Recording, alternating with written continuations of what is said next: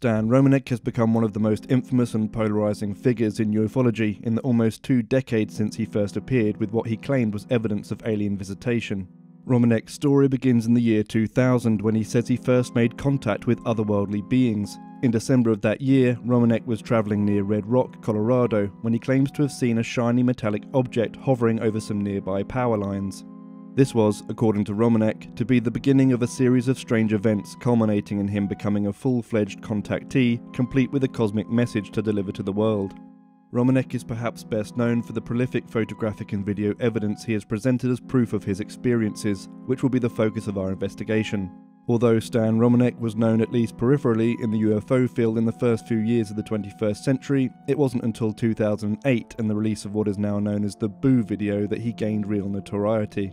In this video you see Romanek set up a video camera facing towards a window. He looks through the window and quickly leaves the frame. We are then treated to what appears to be a classic grey alien's head as it slowly rises from beneath the window and into view. The grey looks around and even blinks. Once it's gone, Romanek returns to the window, only to jump as though frightened and flee off camera. Oh man, what is that? But we only ever see the being's head, and this, amongst other things, has skeptics questioning whether or not this event is as advertised. According to our experts, the grey in this video moves with the sort of quick, unnatural movements that one would expect of a manually controlled puppet head. It glances around unsteadily and seems to simply drop out of sight once it's done looking around.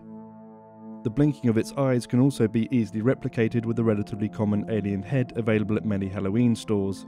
The fact that only the grey's head is ever visible could be the most damning aspect of the video, as it seems particularly unrealistic for this being to keep the parts of itself that would be most difficult to operate via puppetry conveniently out of sight. The second video from Romanek that purports to show an alien visitor was supposedly taken after he had just awoken on the kitchen floor, an apparent victim of alien abduction. Luckily, the extraterrestrial beings had left Romanek his camera, and he captured what he claims is one of his alien abductors peering through a glass door. Oh my god, what's it doing? Holy shit.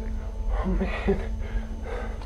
This being is very similar in appearance to the one in the previous video, and suffers from many of the same idiosyncratic movements. The grey in this video peeks around the edge of the door without using any of its limbs to support it, leaning at a 45-degree angle to look into the house. This alone would be odd, but just as in the first video, when it decides to make its exit, it moves fluidly out of view in an unnatural motion, as though someone were pulling it, instead of a being moving under its own power.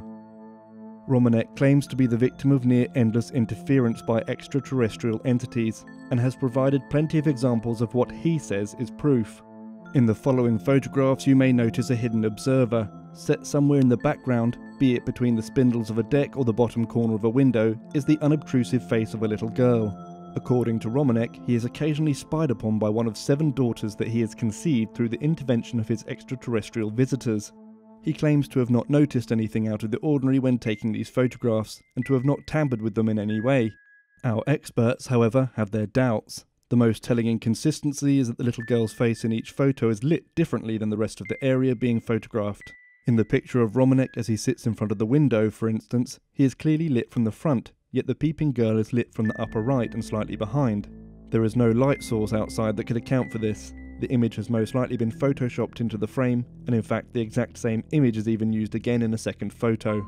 Also suspicious is the fact that Romanek himself, ostensibly the subject of the photograph, is not centered in the picture. It's easy to speculate that perhaps the person taking the picture was trying to capture the eerie girl in the background. But being stalked by little girls looks to be the least of Romanek's concerns. He claims to have a number of photographs of the otherworldly beings who torment him. These beings are similar to Romanek's spying space daughters in that they too appear to enjoy lurking in the background of his photographs. One such photo seems to show an alien as it peers at him through the spindles of his deck. Our experts are of the opinion that this thing, whatever it may be, is actually present, but if it is to be compared to the earlier beings caught on video, then it should be noted that it must be much smaller than they. In another photo we are shown the darkened area behind a woman with whom Romanek is sitting outside. The area, when lightened, reveals the presence of yet another cosmic stalker. In the opinion of our experts, the background of the photograph was digitally manipulated to be darker than it originally appeared. They were able to confirm through manipulating the photo that the entity standing in the background does represent a physical object, but darkening the image implies some intent to obfuscate the figure. perhaps so that later Romanek could lighten the photograph and illuminate its presence as proof of his experiences.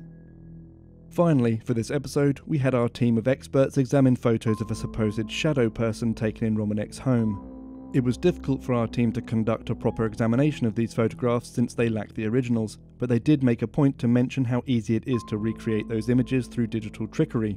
One could use Photoshop, a burn tool, or anything else capable of darkening an area of the picture to reproduce the appearance of a shadow person. So believe of these images what you will, but know that if one were of a mind to fake them, that it would be relatively easy to do so. The story of Stan Romanek is a long and convoluted one, and it should be noted that he is not without his supporters. Dwight Connolly, editor of the MUFON UFO Journal, included him in his 2004 book, The World's Best UFO Cases, stating at the time that it represented the best case with supporting corroborative evidence, including the presence of independent witnesses, markings and injuries on Romanek's body, a large burned circle in the backyard of Romanek's home, a prodigious amount of videos of strange phenomena provided by Romanek, and the somewhat complicated mathematical formulas which seemed to be well beyond Romanek's ability. The formulas were reportedly implanted in Romanek by his alien visitors, but skeptics assert that he could have simply memorized them. Romanek's detractors point to the questionable nature of much of his evidence, as has been presented throughout the episode, and to the fact that he famously failed a polygraph test applied to him as part of the popular paranormal radio show Coast to Coast AM. Nothing in the field of Forteana is ever so simple as to be black and white, of course, so a few possibilities exist to explain the complicated case of Stan Romanek. He could be making it all up for fame, fortune, or to feed his ego. That's a simple explanation, and a popular one with skeptics.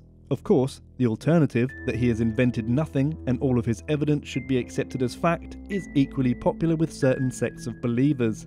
In the middle, though, you'll find some who think that perhaps something strange did happen to Romanek, and that, unfortunately, his desperation to be believed in the face of his impossible circumstance led him to fake some evidence to gain credibility.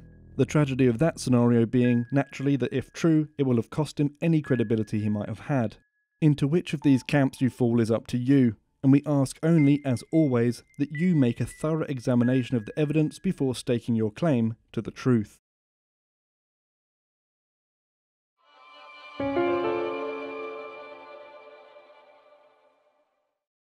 In our third weekly instalment, we showcase the return of the Thylacine, a video possibly showing the resurrection of the thought-to-be extinct Tasmanian tiger. There are those who disagree, however, and continue to search, determined to bring the Tasmanian tiger back from the dead. Here you can see the images of a creature caught on a trail cam at night, its size and gait matching the description of a Thylacine. This has excited Thylacine enthusiasts who claim that this is a genuine appearance of the tiger. Unfortunately, with the quality of the camera at night and only the brief appearance of the creature, it's hard to determine with certainty what it actually is. Now a new video has surfaced that could possibly reignite the search. In late June of this year, in southern Australia, a school teacher was out filming an ordinary sunrise, but he may have unintentionally filmed something a little more extraordinary. A possible Tasmanian tiger. The length and quality of this video shows a consistency with the way this creature moves, its gait and stride matching that of a Thylacine. Unfortunately, the distance and glare from the sun make it hard to see any defining details, and with other species like dogs, foxes and dingoes roaming these lands, a positive ID is hard to obtain. It may very well have been a wounded animal with a limping stride, but barring that, this is by far the most compelling video of a possible Thylacine.